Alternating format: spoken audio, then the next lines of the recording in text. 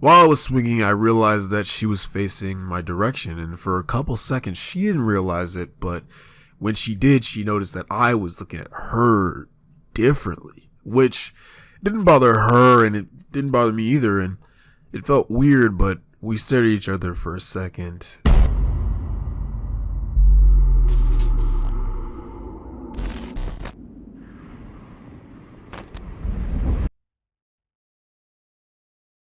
I think one of the most adorable things about elementary school is the fact that you can literally get away with anything, and that's only because you're young.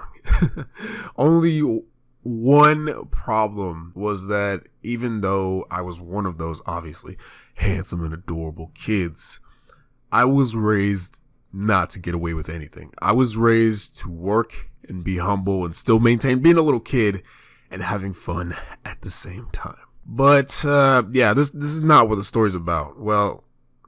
I mean, yeah, actually, it kind of is. I mean, like it's about having fun, but it's not the same kind of fun that I'm telling you guys about. And I already know, you know what I'm talking about. When I was in the first grade, I was already like one of the most popular kids in school. I was handsome, I was tall, just very nice every single day. People knew my name and knew what I was about. So I made a lot of friends, obviously, but being popular also comes with a lot of backlash. And by that, I mean, if I was doing something crazy, people would know about it or find out about it quickly. So I had to be smart. Even though I was only 6 years old, I knew how to keep my distance from drama, but found me and I dealt with it. Little kid drama is actually a lot easier to handle when you have no real reason to be put into it in the first place. Now, because I was always so busy, I kept in touch with everybody in class or at lunch. A few times my guy friends would talk about girls, but it was rare. I remember talking to my aunt and she was asking if I liked girls in my class, and yeah, just how you said it, my reply was, "Ew, no, girls are stupid and have cooties, gross." Along with maybe a weird face or a laugh, and my aunt replied with, "You say that now." And obviously, as I got older, I started liking girls and so on. But it didn't start when I was 10 or 12 or anything like that. Because of this girl who took my not liking girls yet virginity, I didn't get to weigh that out. And here's why.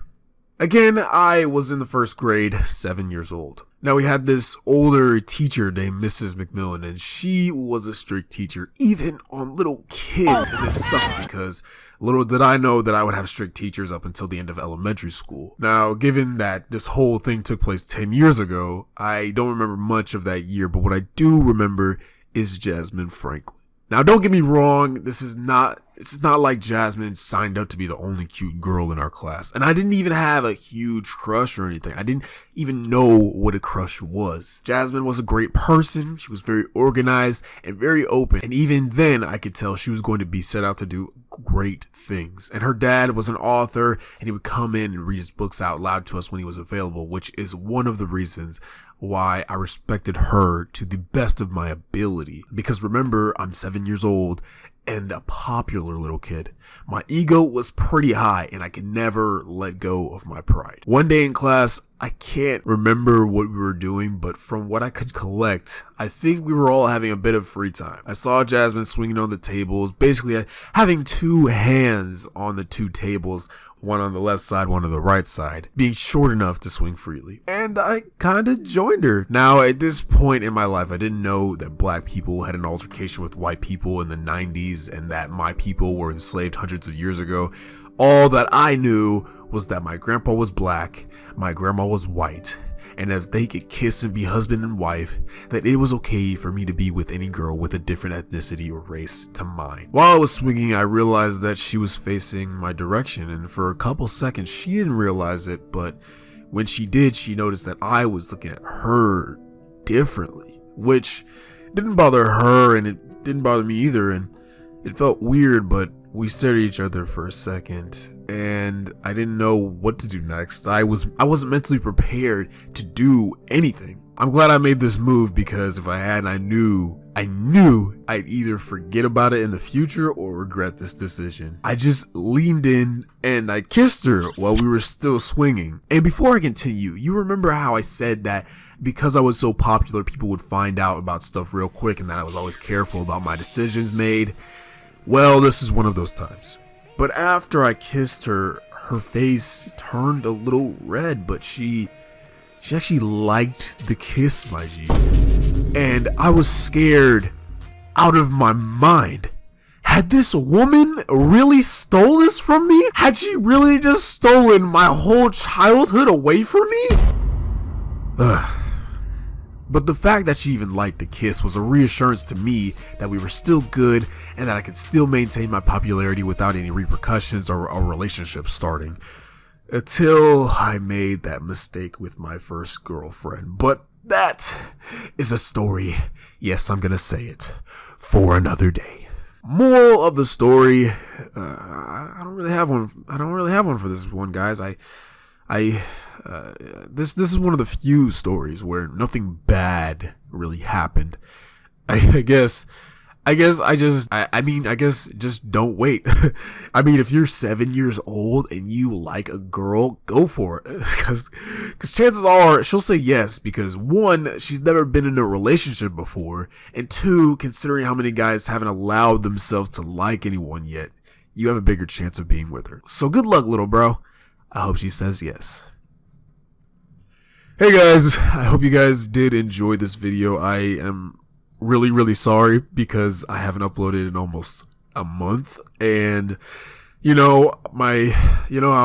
was sitting in my room, or not in my room, I was sitting in one of the spaces where me and Corey usually hang out before school started, and I was really doubting myself. I was really doubting my motivation and my way of really making the process of these videos, and also not just these videos but also in real life. I was really doubting how I was really trying to go forth with in social media. I'm starting to really hate Facebook right now. And it's not just Facebook, it's also every other social media out there, but it's mostly Facebook. I mean, there are so many people that I try to make happy, and I shouldn't really be trying so hard to make everybody happy. And that's one of my weaknesses. And I feel like because of that, it's like something my mom brought down to me, which is what I call, what you would normally call gullible. And that usually happens with people like me, is I try to do something for somebody else, and then in return, they give me nothing. Because in the real world, nobody owes me nothing. Nobody owes me anything. And that kind of sticks with me. And I feel like even though I've tried to help a lot of people, I feel like that is what I don't really want anything in return, is what I'm saying. I mean, I do, but like at the same time, I don't know what I really want. It's like, well, I mean, if I'm going to help you, you have to really be 100% with me about what's going on with you. And honestly, I think I have taken that a little bit too far, because, not everybody's going to open up to me, and I don't expect them to. I wouldn't have opened up, when I was younger, I wouldn't have opened up to anybody about my situations with my parents, or about, family just in general, about what's going on, about my girlfriend problems, this and that. I wouldn't, normally go for that. And I feel like that's really put a real huge, like a toll on me. And I don't know. I feel like it's not just that, it's also problems with not being able to text her on the weekends or text her at all after school. And I know she says it's not my fault, but, in a sense, I feel like it is. And even though she says it's not, I still feel sort of responsible for at least half of it, And then so so for that, I want to apologize completely for my absence on YouTube. I'm trying to bring that motivation back up, and I'm trying to do my best. And I know that people, want me to upload videos. You don't necessarily need me to upload videos, but you want uploads. I mean, for those who actually like these videos. But I don't know why I'm getting in my feelings about in this upload, but I feel like you guys deserve at least an explanation. I mean, I know I don't technically have to give you an explanation, but I am, because I feel like I at least owe you that much for my absence. And for the Spider-Man episodes, those probably would have been posted if my animator was animating, So I finally got in contact with him the other day, so I guess we're going to see where that heads. But Other than that, I don't have really much else to say. I love you guys with everything in me. For those who stayed, I appreciate you. I love you. And, don't let your depression or your anxiety stop you from being a savage. Don't let it stop you from being happy. Don't let it determine who you are, because it's not. All it's doing is making you feel worse than what you really should be feeling. You should be feeling happy. You deserve to be happy. You deserve to have everything you want in your life. And I necessarily can't give that to you in a sense where I can just hand it to you, but I can give it to you in a sense where I can speak it through these videos, and I can do things like this at the end of every animation just to help you guys out, because I feel like I at least owe you guys that much. I mean, like I said, I don't necessarily owe anybody anything, but I feel like I should at least do what I can to make everybody at least try to help at least some people. I mean, I'm not trying to be a hero. I'm not trying to be like your big brother if you don't want that. I'm not trying to, if that's what you want, if that's what you want to call me, then you can call me that, because that's what it's one of my many egos. But like I said, don't let it determine who you are, because it's not you. I love you, and I'll see you guys in the not too distant future.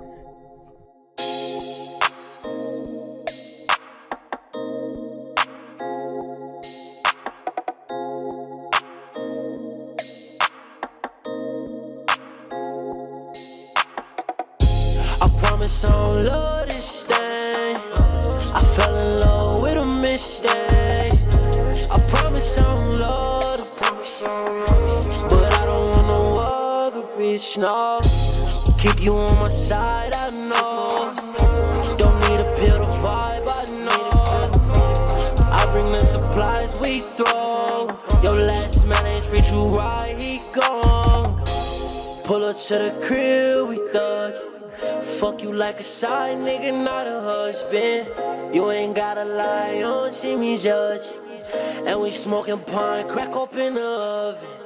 Pussy so divine, more